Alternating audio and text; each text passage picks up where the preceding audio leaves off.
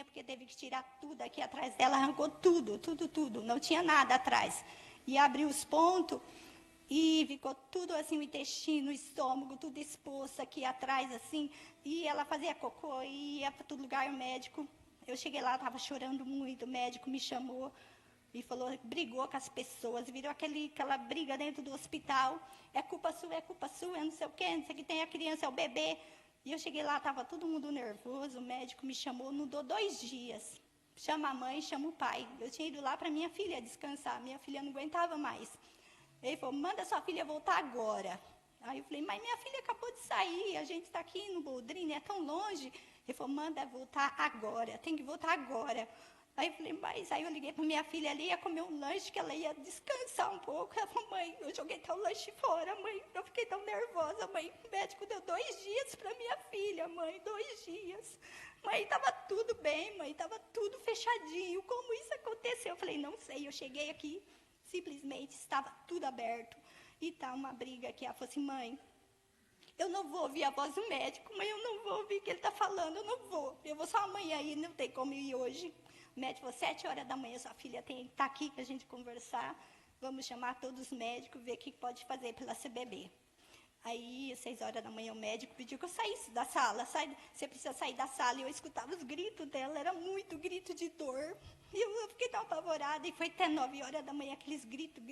Eu falei, Deus, o que está acontecendo dentro da UTI, Jesus? O que está acontecendo, Senhor, dentro dessa UTI? Meu Deus, eu queria estar lá para ver. Eu comecei a orar. O médico falou, vai lá tomar café. Aí fui tomar o café.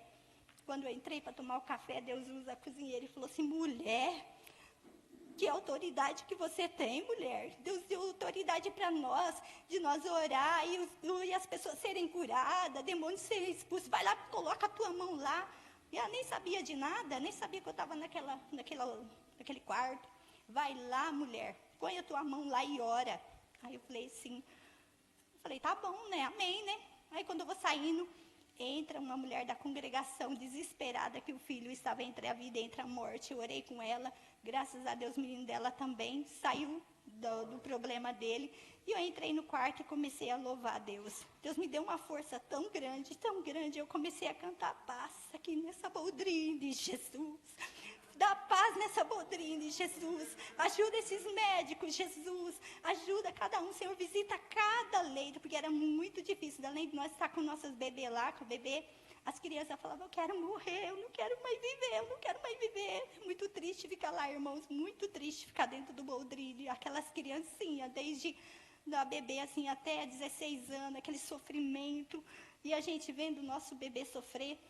Eu falei, Jesus, passa aqui, Senhor, passa aqui, Jesus, visita essas crianças, Senhor, traz cura, Senhor, traz vida, traz salvação, dá paz. E quando eu comecei a cantar, pela misericórdia do Senhor, porque é para a glória dele, não é para a nossa glória, entrou uma paz tão grande naquele hospital, mas uma paz tão grande. Quando a minha filha chegou, eu fui para casa. Quando eu chego em casa, aí a minha filha à noite, o enfermeiro falou assim, Aline, eu vou deixar a neném dormir, ela dormiu agora, não vou mexer com ela não, deixa ela dormir, deixa ela quietinha aí. Aí ela falou, tá bem, e ela dormiu um sono, mas um sono tão gostosinho, ela dormiu. E enquanto ela dormia, Deus operou um milagre, foi lindo. Enquanto ela dormia, quando foi 7 horas da manhã, que o médico falou assim, vamos conversar, que tirou a roupa dela, estava tudo fechado. Tudo fechado. Assim, aqui estava todo, até a irmã Joana viu, só ficou uma parte lá aberta, porque tinha que reconstruir a bundinha dela, que tinha que fazer a carne, tudo, deixou ali, Deus deixou só ali, mas não tinha problema onde ela fazia o cocôzinho dela mais, não tinha problema nada. E dentro de 3 dias já estava tudo curado, e ela está ali, ó, levanta ela para a igreja ver. Ela está ali para a honra e a glória de Jesus. Ela já vai fazer 4 meses. 4 meses o nosso milagre. E o nosso milagre está aqui. Não tem mais nada. Ela não tem mais nada. A médica do câncer falou assim, o meu tratamento acaba aqui. Eu não tenho mais o que fazer. Isso aqui é obra divina. Não é obra... Tudo fechadinho, está a nossa bebê aqui. Amanhã... Amanhã ela vai no médico, porque o médico quer fazer os exames para ver como que foi essa cirurgia. Eles querem saber como que foi feito e vai passar por vários exames. E eu vou informar a igreja como que foi, porque os médicos falaram assim, não, eu quero saber, porque nem sinal não tem. Ficou um sinal igual a mão, assim, já sumiu também, toda fechada, tudo no lugar. Deus opera maravilha, sim. Deus faz milagre, sim. Ele é o mesmo ontem, ele é eternamente, ele está aqui. Qualquer problema ele pode resolver, sim, porque eu sou prova de milagre.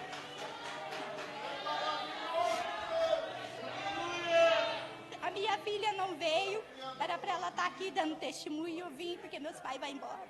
E eu não sabia se eu ia ter oportunidade de agradecer a igreja. Então eu vim no lugar da minha filha, que ela tem trabalho na igreja, e eu vim trazer minha filha. O nome do Senhor seja exaltado, engrandecido em toda a terra. Deus poderoso, Deus grande, a nossa gratidão ao Senhor é grande pela bênção desta família. Nós te glorificamos e te agradecemos em nome de Jesus. Amém. Aleluia. Jesus está feliz, irmão.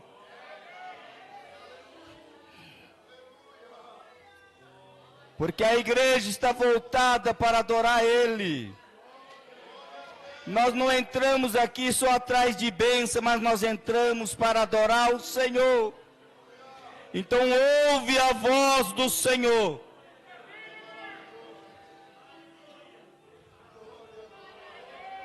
Aleluia!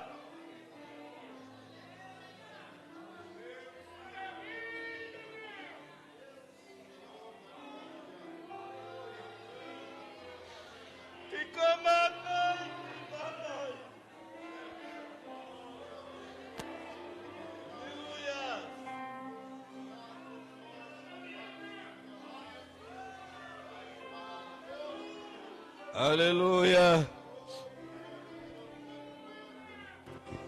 Interessante que hoje de manhã eu levantei, eu tinha algumas coisas a fazer. Mas eu li um texto na Bíblia. São Mateus capítulo 9. E o versículo de número 24. Jesus foi chamado para fazer um milagre.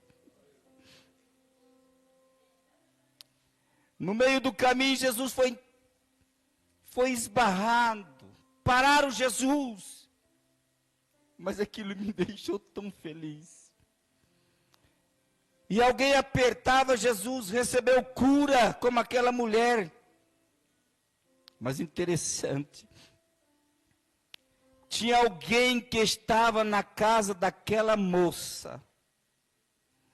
Não para se alegrar pelo milagre, mas para ver o que ia acontecer.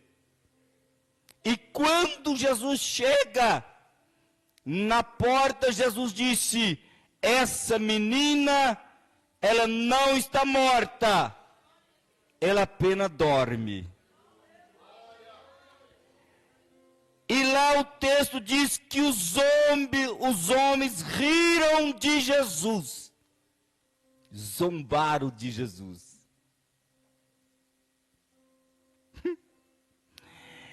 No meu coração veio uma voz dizendo: ainda que eles zombam de você. E eu saí com esse texto para a rua. E eu fui surpreendido com uma família. E eu citei esse texto para essa família. Não deixa ninguém tirar o propósito de Deus na sua vida. Tira para fora. Jesus disse assim: manda esse povo sair para fora. Pode sair. Não quer ver milagre? Pode sair.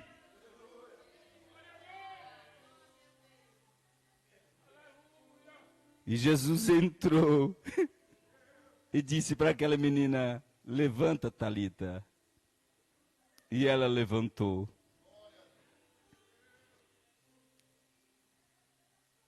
Meus irmãos, o testemunho da mamãe dessa criança, ela dizia: eu não quero ouvir outra voz, a não ser a voz de Deus.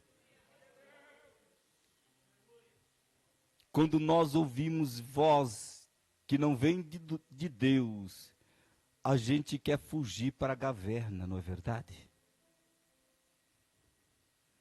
Tem gente que quer dizer: você não vai conseguir, você não vai chegar onde você vai almeja, você não vai alcançar o propósito. Mas se você ouvir a voz de Deus, você vai chegar lá. Elias, quando ouvia a voz de Deus, ele dizia: desce fogo do céu, e o fogo descia. Quando ele ouvia a voz de Deus, Elias, quando ouvia a voz de Deus, vai chover. E os homens diziam: não vai. E Elias: pode sair e ver. E eu vejo uma pequena nuvem do tamanho da mão de um homem. Então vai chover. Quando nós ouvimos a voz de Deus, o milagre acontece. O milagre acontece. Mas teve um momento que Elias fechou o ouvido para não ouvir a voz de Deus. E uma voz veio e disse: diga para esse homem, da maneira que ele fez assim com os meus profetas e com os profetas de Baal, vou eu fazer com eles. Imediatamente eles fugiram. Ele foi e se escondeu. Ficou com medo, porque aquela voz não era do céu. Elias não quis ouvir a voz de Deus e fugiu. Mas lá na caverna, tem voz, irmão, que quer te jogar na caverna, viu? Deus falou muito forte comigo hoje. Tem voz que quer acabar com o seu sonho. Tem voz que diz para você: você não tem jeito, você não vai conseguir. Você vai sim, porque a última palavra vem do céu. A última palavra vem do céu. Se ele dizer que vai acontecer, vai acontecer.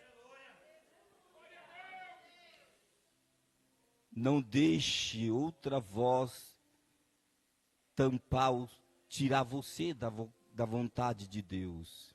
Não deixa. Se alguém está falando o contrário, que não tem jeito, que você não tem talento para isso, deixe que fale. Deram risada de Jesus também.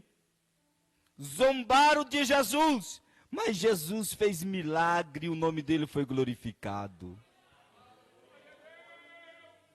Continua servindo ao Senhor, ainda que alguém dê risada de você, ainda que zomba de você. Não importa. O importante é que você está servindo a Deus. É a voz de Deus que você precisa ouvir. Nós vamos ouvir esse louvor com a nossa irmã. E vamos aproveitar, adorar o Senhor com as nossas ofertas e dízimo para a obra do Senhor. Os nossos visitantes não são obrigados a ofertar. Se desejar, faça voluntariamente.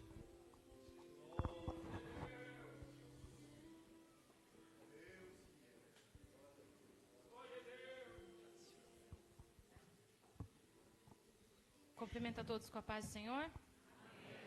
Depois desse testemunho, vamos louvar a Deus junto, porque vale a pena servir esse Deus. Amém?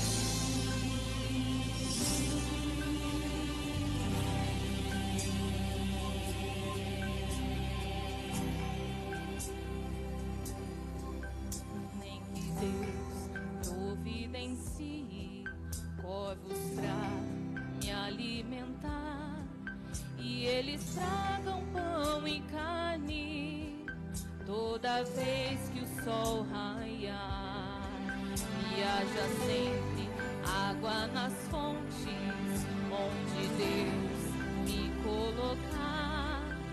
E cruzando um deserto, eu não pare de adorar, eu não pare de adorar.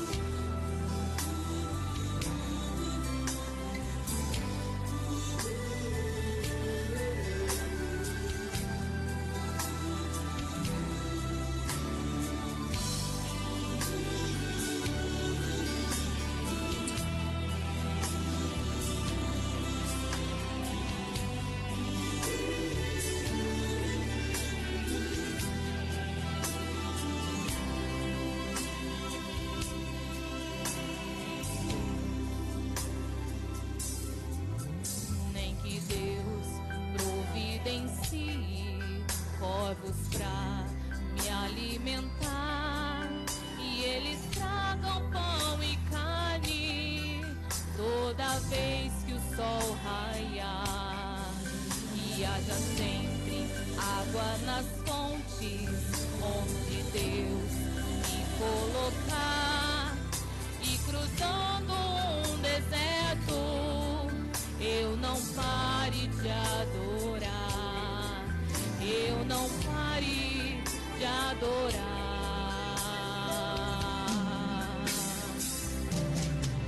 Pois eu tenho visto o quanto eu preciso aprender através de cada dor. Cada uma tem porquê, cada uma me ensina a ser melhor e a depender mais de Deus, menos de mim,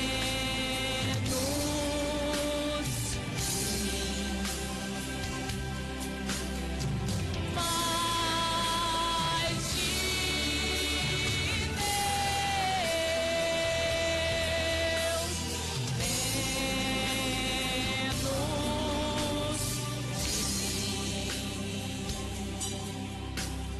meus olhos, meu olhar, o meu jeito de falar tem que ser a expressão da mesma essência do Senhor.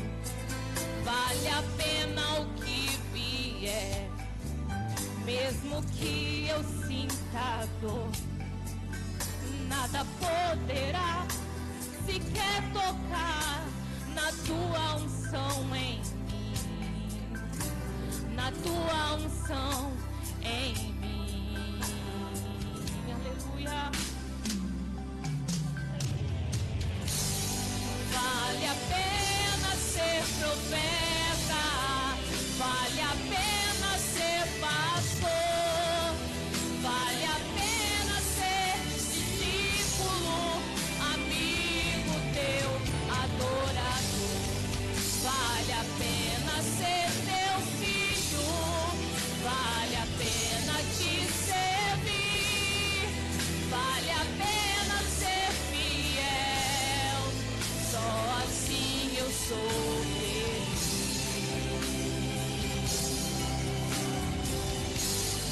Vale a pena ser profeta, vale a pena ser pastor, vale a pena ser discípulo,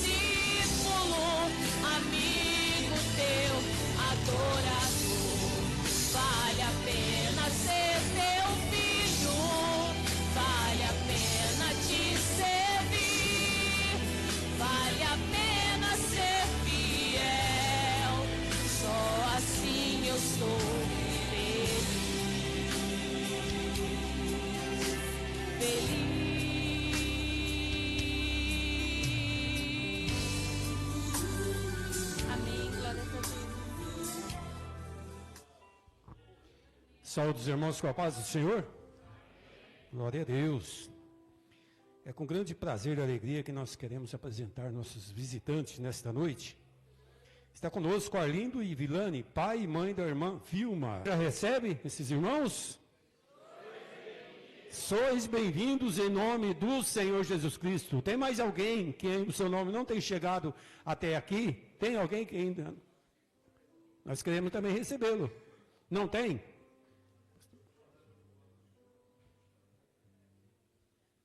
Pastor Rafael, ele vai ser o preletor desta noite. Vamos recebê-lo? A esposa Monique, ela está ali, nossa irmã, a esposa Monique. Como a igreja recebe? Sois bem-vindos em nome do Senhor Jesus Cristo, aleluia. Deus abençoe, amém. Visitante, seja bem-vindo. Logo após a mocidade, vai se preparando para glorificar o santo nome do Senhor. É um prazer. Em Jesus estamos dizendo: esta igreja ama você. Quem está perto aí dos nossos irmãos que estão nos visitando, dê um abraço caloroso. Sua presença é um prazer. Em Jesus estamos dizendo: essa igreja ama você. Aperte a mão do seu irmão e dê um sorriso pra ele. Aperte a mão do seu irmão e cante esta canção. Deus te ama e eu também. Glória a Deus, aleluia. Mocidade, louva e engrandeça o santo nome do Senhor.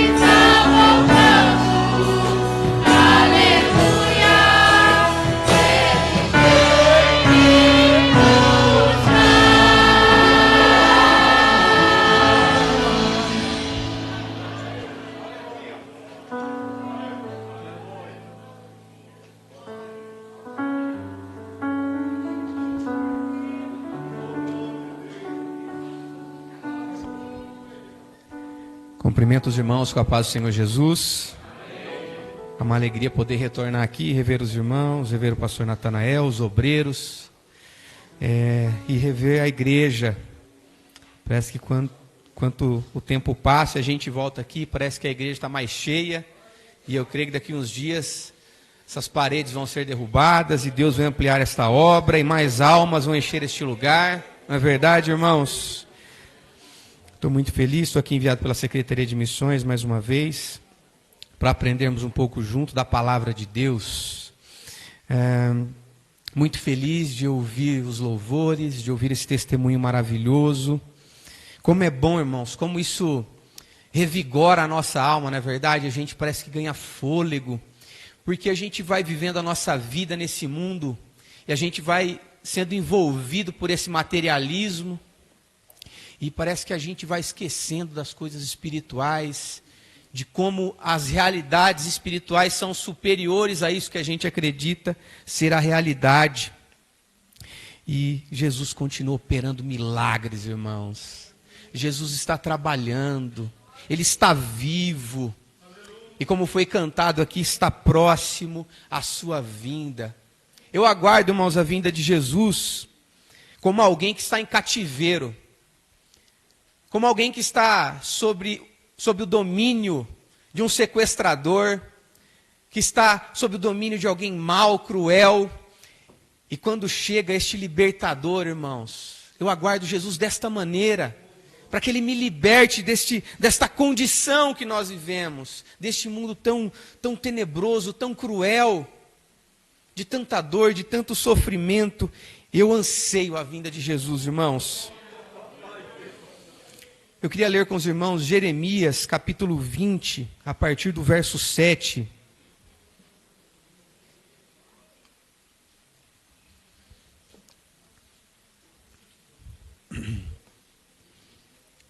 Missões, mas eu gostaria de me ater nessa noite à missão em si. Jeremias, capítulo 20, verso 7.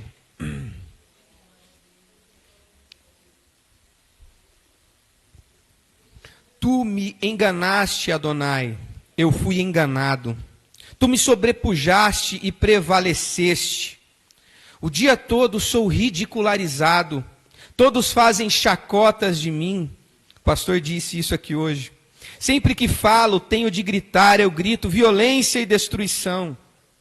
Assim a palavra de Adonai torna-se para mim causa da reprovação e insulto o dia todo. No entanto, caso eu diga, não pensarei nele, não mencionarei mais o seu nome. Parece que um fogo queima em meu coração, aprisionado em meus ossos. E aqui a gente pode lembrar dos discípulos no caminho de Emaús, enquanto Jesus ia falando com eles, aquele fogo ardia no coração deles. Eu me canso tentando retê-lo, mas não consigo. Verso 14 agora. Maldito seja o dia em que nasci, o dia em que minha mãe me deu a luz, que ele não seja abençoado. Maldito o homem que anunciou a meu pai, você é pai de um menino, tornando-o muito feliz. Que esse homem seja como as cidades destruídas por Adonai, sem misericórdia. Deixe-o ouvir os gritos de alarme pela manhã, e o som da batalha ao meio-dia, pois Deus não me fez morrer no ventre, permitindo que minha mãe se tornasse minha sepultura, e que seu ventre fosse tomado por mim para sempre. Porque tive que sair do ventre apenas para ver lutas e tristeza e terminar os meus dias em vergonha. Irmãos, o que é ter o nosso coração quebrantado? Um coração quebrantado é aquela pessoa que abriu mão das suas potências, aquela pessoa que foi vencida por todas as coisas, aquela pessoa que sentiu o abandono, que sentiu a dor, que sentiu a tristeza, que sentiu a solidão. Às vezes nós temos os nossos corações quebrantados por Deus. E na vida das pessoas que são vocacionadas por Deus, que são chamadas por Deus, principalmente, esta é a condição primária daqueles que são chamados por Deus. Deus quebranta os nossos corações. Deus, Ele nos estica até que tudo aquilo que seja fraco se rompa. Todas as aparas são tiradas da nossa vida. Deus nos aperta, assim como eles espremiam as azeitonas para tirar o mais puro óleo, para iluminar as lâmpadas do templo. Deus nos pisa, Deus nos esmaga. E na vida dos profetas eram assim. Quando eram chamados por Deus, é interessante como existe uma obra de um rabino que chama Os Profetas, e ele diz que quando Deus chamava um profeta, Deus não dava a esse profeta palavras. Deus dava o patos divino, o sentimento divino. Deus fazia o profeta sentir aquilo que Deus sentia. Deus colocava o peso do seu coração no coração do profeta. O profeta passava a sentir o que Deus estava sentindo em relação ao povo. Deus colocava o patos divino, o sentimento no coração do profeta. E a partir daí o profeta traduzia isso em palavras. E a gente olha para a vida dos profetas, e a gente vê no desabafo, como por exemplo acabamos de ler aqui de Jeremias, que é uma questão de sentimentos. Ele começa aqui atribuindo uma certa desonestidade de Deus. Palavras pesadas. Quando a gente lê, a gente tem a impressão, a gente não consegue ler e não pensar que Deus está sendo ofendido. Ele insinua aqui uma suposta desonestidade da parte de Deus. Tu me enganaste e eu fui enganado. Em outras traduções está dizendo, tu me seduziste e seduzido fiquei. E ele começa a falar a Deus tudo o que ele sente, todo o seu sofrimento pelo qual ele passava. E hoje nós vemos o cargo, a vocação de profeta, de uma certa maneira glamourizada. Todos nós desejamos muito ser chamados por Deus para uma missão. Mas nós não levamos em consideração o processo do princípio desse chamado até o objetivo realizado de Deus em nossas vidas, irmãos. A gente olha e às vezes a gente até se espelha em falsos profetas que levam consigo a glória, levam consigo o prêmio, a recompensa ainda em vida. E a gente pensa que a vida, que a vocação de profeta, a vocação de ser chamado por Deus, contém todo este glamour. E a gente se engana, irmãos. Porque as pessoas que são chamadas por Deus, elas são construídas ao longo de muitos anos. Deus vai construindo em nós a sua identidade, a identidade do Cristo ressurreto. E isso é construído através da nossa vida ao longo de anos, com sofrimento, com lágrimas, com busca, com sacrifício, com amor sacrificial.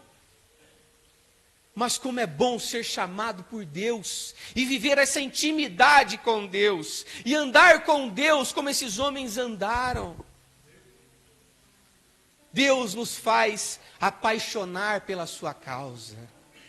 Deus não pega nós prontos, mas Deus, Ele nos quebra, faz desmoronar os nossos castelos de areia e reconstrói algo firme, duradouro. Líderes que não se corrompem, que não se dobram, que não servem a outra causa, que não servem a instituições humanas, mas que estão ali porque são apaixonados pela causa do Evangelho, que têm algo pelo qual viver e pelo qual morrer. Isso é ser construído por Deus. E como isso é difícil, a gente olha para a vida como, por exemplo, de Jeremias e dos outros profetas. Como é pesado você carregar o coração de Deus. Imagine só, irmãos. Quando, por exemplo, a gente olha para a vida de Jeremias. Deus, Ele cria condições. Ele vai desenhando os acontecimentos da nossa vida de uma maneira em que a gente consiga entender aquilo que Ele quer em relação à sua obra, à sua causa. Jeremias, por exemplo, em um momento, Deus diz a Jeremias: Jeremias, compre um cinto e vá até o rio Eufrates, Jeremias, e enterre esse cinto na fenda de uma rocha. Jeremias vai, compra um cinto e enterra na fenda de uma rocha e o deixa lá. E depois de muito tempo, Deus diz a Jeremias: Jeremias, volte lá e pegue o cinto. E quando Jeremias chega e desenterra aquele cinto estava apodrecido, inútil. E Deus diz a Jeremias: Jeremias, agora vá, vista esse cinto e profetiza à casa de Israel. Imagine só, irmãos, naquele tempo, o cinto era um sinal de status. Quanto mais poderoso era a pessoa, mais bonito, mais enfeitado era o cinto. E agora Jeremias sai com aquele cinto apodrecido, pregando a toda a nação de Israel, dizendo: vocês são para mim uma vergonha. É como este cinto apodrecido e inútil. Tantos outros homens, como por exemplo Oséias. Deus chama Oséias e diz: Oséias, já é hora de você casar-se, Oséias. E ele fica todo animado. E Deus diz: Oséias, vá e case-se com uma prostituta, Oséias. E crie os filhos da sua prostituição como se fossem seus, Oséias. E Oséias vai, casa-se com Homer, e Homer casada com Oséias, tendo relações com outros homens, filhos de outros homens, e Oséias criando esses filhos, e Homer se prostituindo. E agora, Oséias, com o coração do homem traído, do homem abandonado, vai e profetize à nação de Israel: que vocês me traíram, me abandonaram, trocaram os mananciais de água viva por águas cisternas, empoçadas, sujas. Vocês se prostituíram com os ídolos, me abandonaram Deus vivo, manancial de águas vivas. Deus coloca o sentimento, o coração dele no profeta. Quando, por exemplo, Deus chama a Jonas, Jonas vai e profetize a grande cidade de Nínive. Jonas era do reino do norte, Nínive, capital da Síria, do lado norte. A Síria tinha passado por cima do reino do norte, pelo reino de Israel. Havia matado as pessoas, assassinado, estuprado, matado as crianças. E agora Deus pede a Jonas para profetizar ao seu pior algoz. É claro que Jonas não desejaria que Deus salvasse a Nínive. Jonas queria mais que Deus acabasse, que matasse, que exterminasse aquele povo. Havia uma questão étnica com Nínive. Então Jonas foge para Tarsis, depois foge para um barco. Do barco ele foge para o porão do navio. No porão do navio, Jonas dorme. Porque quando nossos corações são sobrecarregados, nós temos a vontade de fugir, não é assim? Nós temos vontade de abandonar o chamado. E nos esquecemos, irmãos, que Deus está nos construindo. Muitas das vezes na escuridão, no anonimato, no esquecimento. Talvez na sua vida hoje, você está assim, no esquecimento, no anonimato. Talvez você embaiou a sua espada e guardou e ela está lá empoeirada. Mas saiba que Deus está te construindo, Deus está te forjando. Ele está tirando tudo aquilo que impede de realizar o seu objetivo na sua vida, irmão. E aí Jonas vai, os irmãos conhecem toda a história, ele é engolido pelo peixe, vomitado na orla da praia, e ele vai e profetiza a cidade de Nínive. Nínive se arrepende, o rei apregou um jejum. E aí Jonas fica nervoso, chateado, profundamente chateado. E ele desabafa com Deus: eu não falei que o Senhor é longânimo? Esse povo chora um pouquinho, o Senhor já vai e muda de ideia. Esse era o meu temor, eu queria mais que esse povo morresse mesmo. E aí Deus faz crescer uma boboreira. Jonas senta lá fora da cidade, na montanha, esperando Deus destruir, mandar fogo do céu para destruir Nínive. E Deus faz crescer uma boboreira sobre Jonas. E ele fica feliz com a sombra daquela árvore. E pela manhã Deus envia um verme que acaba com aquela árvore, que destrói aquela árvore. Ele fica mais zangado ainda. Ele diz: Jonas, você ficou nervoso por uma árvore que você não fez nada para merecê-la. Ela nasceu num dia e na outra noite ela deixou de existir. E eu não me compadeceria de Nínive. Homens e mulheres, mais de 120 mil que não sabem discernir entre uma mão esquerda e a mão direita, Jonas. Tantos homens, irmãos. Isaías. Deus faz o profeta andar nu durante 3 anos. Imagine, irmãos. E agora, Isaías, vai e profetiza a nação de Israel que eles são uma vergonha para mim. E nós, irmãos, não entendemos às vezes o nosso chamado. Como é difícil nós sermos chamados por Deus, de sentirmos o coração de Deus, de recebermos o coração de Deus, e traduzir isso em palavras. É muito pesado quando, por exemplo, o Senhor Jesus convida os discípulos para orar com Ele no Getsêmani, eles dormem. Quantos de nós estamos dormindo?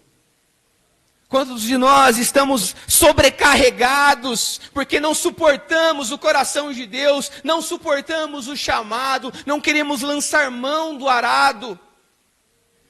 Mas o Senhor está convidando, irmãos, a andar com Ele e a ver o sobrenatural dEle a cada dia. Como é bom nós andarmos com Deus, vivermos com Ele diariamente, militar por uma causa.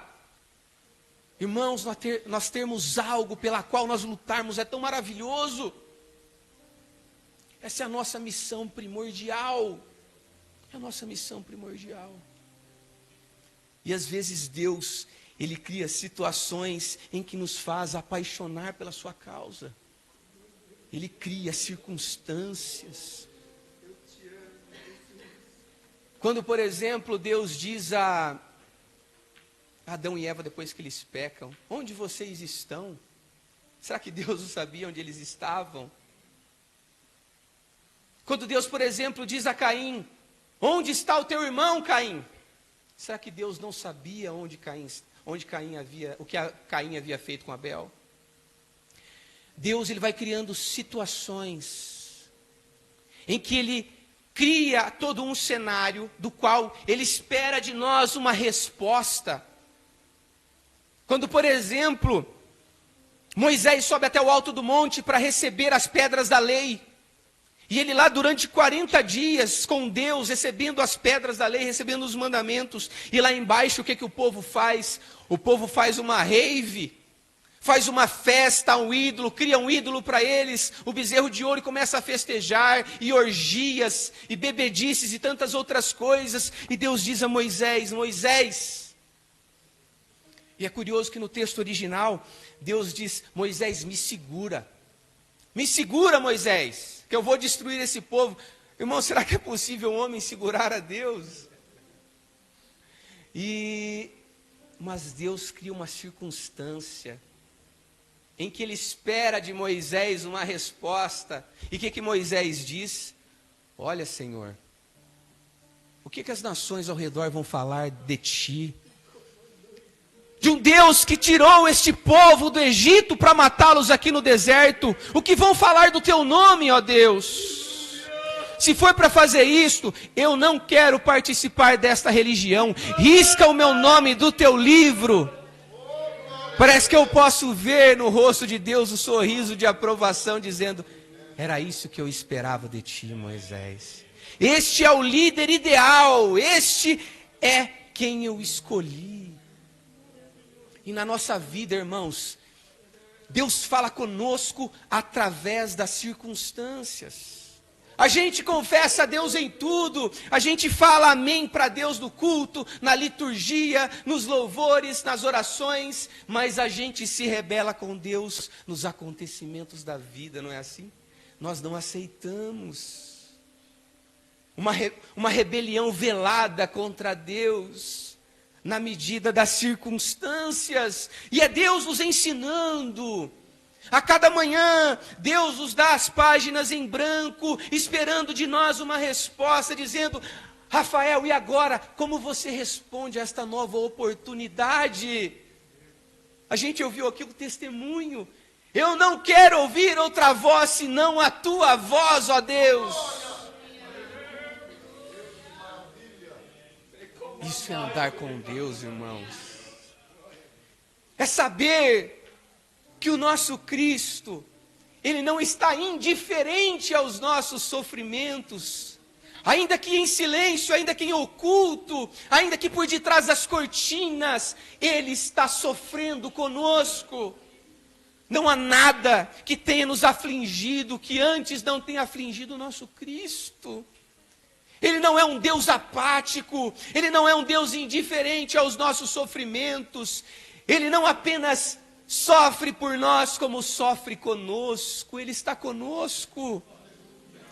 Ele está conosco. E Ele nos deu o exemplo. Quando, naquelas palavras inocentes, que parece até de uma criança, quando Ele no alto da cruz do Calvário, irmãos, suspenso entre os céus e a terra, Ele diz: Deus meu, por que me desamparaste? Mas faz a seguir de um salto inocente, irmãos, que diz: Deus meu, na tua mão entrego o meu espírito, e faz este salto inocente em direção ao colo do Pai.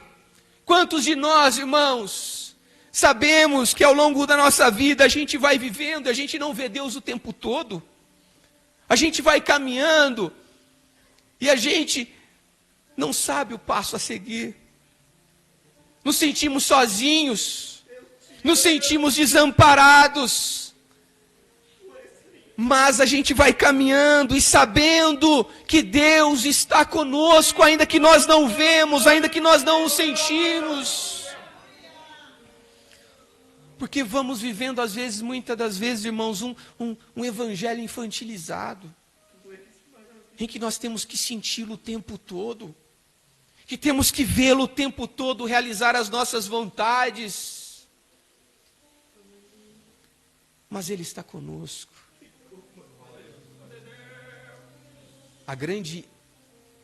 O grande triunfo, irmãos, da nossa salvação é a fé. É a fé. A fé é o grande triunfo. Você caminhar sabendo que Deus está contigo, ainda que invisível, ainda que silencioso, Deus está conosco. Imagine vocês, se Deus tivesse que intervir todas as vezes na nossa vida, em todos os nossos momentos de sofrimento, onde estaria a nossa liberdade de crer ou não em Deus? Deus estaria evidente. Se todas as vezes Deus intervisse na nossa vida, mas Ele se mantém oculto, Ele se mantém na escuridão, no secreto, mas sempre presente. Como um muro de fogo ao nosso redor, Deus vai cuidando de nós em cada momento da nossa vida, irmãos. Deus, Ele vive no silêncio. A gente vive num mundo barulhento. A gente vive num mundo imediatista, onde tudo tem que estar pronto imediatamente. Mas Deus, Ele nos constrói ao longo do tempo. Ele vai nos forjando de pouco em pouco. A cada momento, a cada sofrimento, a cada provação, Deus, Ele está te construindo. Deus, Ele está te esmagando, Ele está tirando tudo aquilo que te afasta dEle, que te afasta do teu propósito. Deus está cuidando de você, meu amado. E a obra de Deus, ela nos chama. A obra de Deus, ela nos chama. E mais do que nos levar ao topo do mundo, onde muitos chegaram já ao topo do mundo, E lá do topo do mundo eles olham e sentem ainda um vazio. Mas Deus nos convida, irmãos, para sermos famosos no céu. Ele nos convida para sermos conhecidos no céu. Anônimos aqui muitas das vezes, mas famosos no céu. Como Daniel. Lembra de Daniel? Daniel, quando o anjo aparece a ele, tu estás famoso lá, Daniel. Todos te conhecem. Lembra-se de Jó? Naquele tribunal celeste, o adversário aparece diante do tribunal de Deus, e Deus, o que ele faz? Dá testemunho de Jó. Viste o meu servo Jó, homem justo, reto, fiel, temente a mim, que se desvia do mal. Aí eu digo para vocês, irmãos, qual que é o nosso valor? Qual que é o nosso real valor? Nós valemos o que nós valemos diante de Deus e mais nada. O que adianta nós recebermos as aprovações aqui, receber títulos aqui, e lá no céu nós sermos desconhecidos? Faça para Deus. No Sermão do Monte, Jesus dá uma aula sobre o anonimato, de você fazer as coisas aonde ninguém te vê. Que isso mantém o nosso ego, irmãos, no devido lugar. Quando nós fazemos algo que nós sabemos que ninguém está nos vendo, estamos fazendo para Deus. Enquanto muitos buscam a aprovação dos homens, há pessoas trabalhando para o reino de Deus no anonimato, pregando o evangelho do nosso Senhor Jesus Cristo, onde ninguém vê, simplesmente porque amam as almas que estão padecendo. Mas quais são os locais, os títulos, as posições mais almejadas?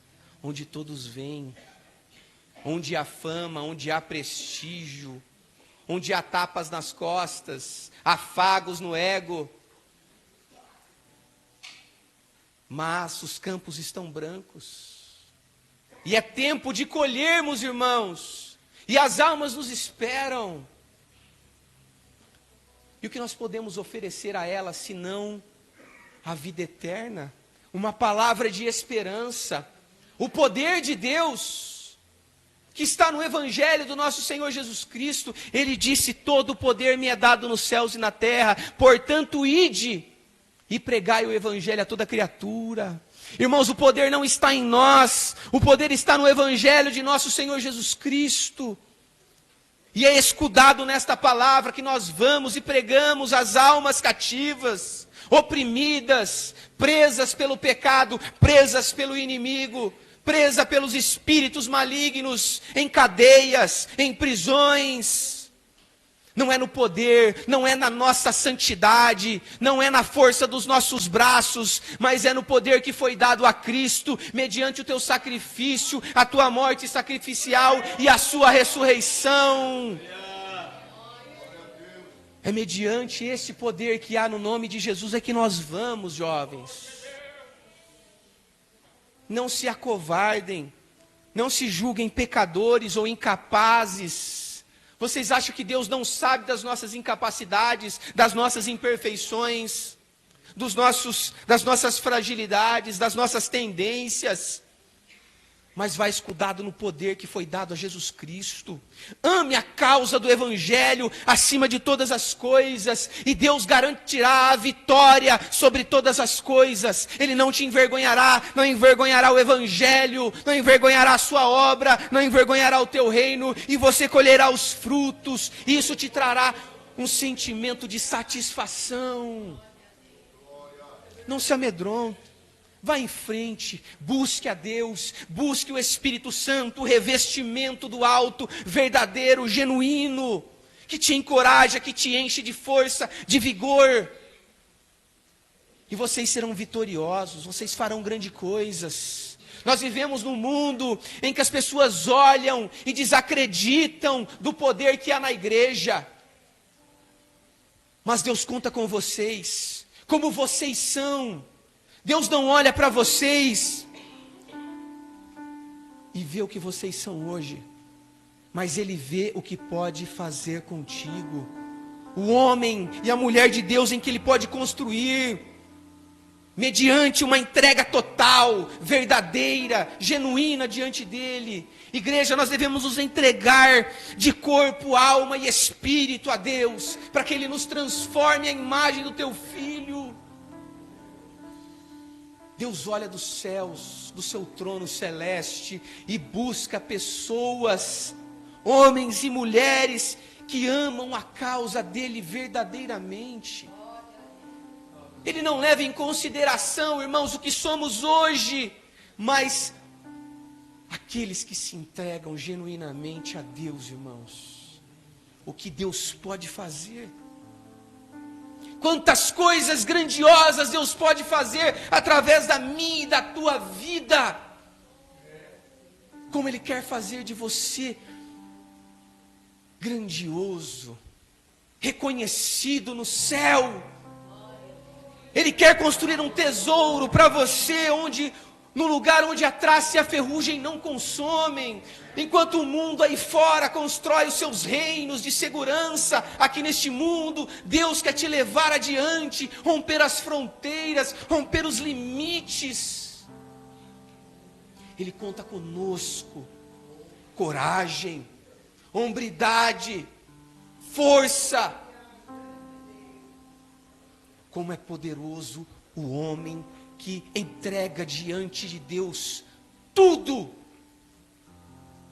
E é curioso, irmãos, que quando a gente entrega tudo a Deus, a gente não fica de mãos vazias. Deus entrega tudo a nós. O poder do Evangelho, irmãos, é a coisa mais maravilhosa do mundo. O poder que transforma uma vida, que devolve o pai de família, que devolve o filho à mãe, que restaura um lar, que restaura uma alma. Isto é o que há de mais poderoso. E aqui eu queria fazer uma oração. Posso, pastor? Antes disso, há alguém aqui nessa noite que quer entregar a sua vida a Jesus. E aqui eu não estou oferecendo, nós não estamos oferecendo uma religião, mas nós estamos oferecendo uma vida genuína, uma restauração de identidade, porque até hoje talvez você tenha vivido uma vida em que você chegou no limite de si mesmo, que você sabe que até hoje, lutando com as suas forças, você não conseguiu vencer as suas vontades, vencer o seu pecado. Mas Jesus te convida a você se livrar dessa culpa, desse fardo pesado que você tem levado, que você não tem aguentado mais. Ele quer tirar esse fardo pesado diante de ti. Há alguém aqui nesta noite que quer entregar esse fardo pesado aos pés de Jesus? Há alguém aqui nesta noite? Entrega a sua vida a Cristo. Há alguém aqui nesta noite? O que nós temos é o presente, irmãos, é o hoje. O dia de amanhã não nos pertence. Deixa Ele restaurar a tua vida. Não espere melhorar para vir até os pés de Cristo. Ele quer junto contigo mudar a tua vida. Alguém aqui nesta noite? Vamos nos colocar de pé, fazermos uma oração. Se você está com a sua espada embainhada, você tem abandonado o teu ministério, colocado na gaveta, no esquecimento. Só para os irmãos terem uma ideia como a obra de Deus é carente. Temos muitas congregações. E neste culto de missões, acho que, se eu não me engano, foram 3 ou 4 congregações que ficaram sem pregador de missões. São poucos os obreiros, irmãos. E eu sei que tem muitos, inumeráveis que estão escondidos em cavernas, que estão amedrontados, acovardados, mas Deus, Ele te chama nesta noite, e Ele quer renovar a tua vida, renovar o teu ministério. Volte, e venha para frente de batalha, venha enfrentar, e saiba de uma coisa, irmãos, Não é as portas do inferno que está nos oprimindo, é nós que estamos oprimindo as portas do inferno, e elas não prevalecerão contra nós, contra a igreja do nosso Senhor Jesus Cristo. Deus Todo-Poderoso, Pai de nosso Senhor e Salvador Jesus Cristo, aqui está a tua noiva, Jesus. Aqui está a tua igreja do São Jerônimo, ó Pai. A tua noiva amada que o Senhor comprou com o teu sangue precioso. Deus, nesta noite renova com o poder do teu Espírito, com a virtude do teu Espírito, a vida da tua mocidade, desses jovens, dos obreiros, da igreja, dos irmãos, de maneira geral, Jesus. Renove as nossas vidas, restaure em nós, ó Pai, aquele vigor espiritual, aquela vontade, aquele amor pela tua obra, pelo teu reino, Senhor Deus, pela tua causa. Enche-nos, ó Pai, do poder do teu Espírito, ó Deus. Ó, derrame a tua virtude, Senhor, que a tua virtude transborde sobre a vida dos teus filhos e filhas, sobre a minha vida, Jesus. Que o teu Espírito enche a minha vida e a vida dos teus filhos, que expurgue todo o pecado. Nós, ó Deus, o teu querer, efetue em nós a tua vontade, Jesus, porque é isso que nos alimenta. É o que nós pedimos e te agradecemos em nome de Jesus. Amém, Jesus.